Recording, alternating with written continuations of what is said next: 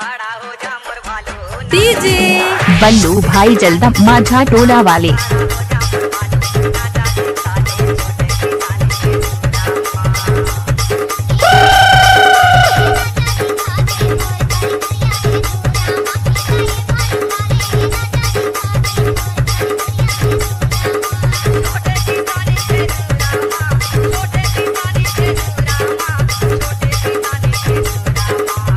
गजब बजाए रे बल्लू भाई।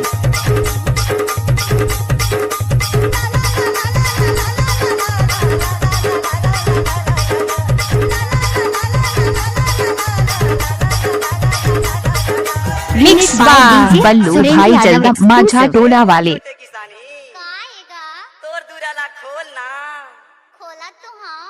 खड़ा हो जा मोर भालू नाचा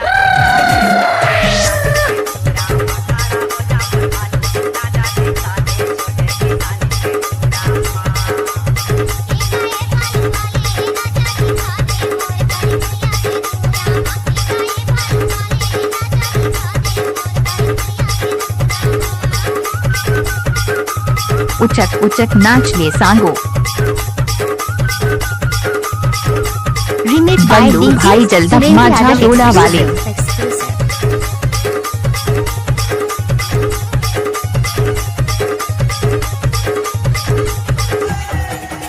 बल्लू भाई जल्दा माझा टोला वाले। हो जा मोर भालू पहले कर ले नमस्कार तोला देखे बड़े छोटे किसानिन अपन दुआर खोलाते अपन दुआर ये भालू वाले काय मोर छोटे किसानी तोर भालू से मोर घर कुरिया के दुआरी ला झरवा फुकवा दे अरे बनेज बात ला पूछे मोर छोटे किसानी इन बनेज बात ला के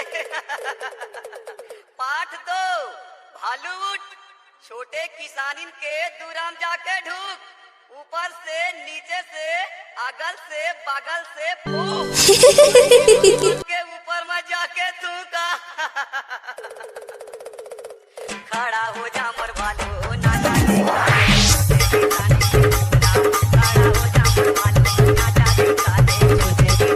बल्लू भाई जल्दा माझा टोला वाले।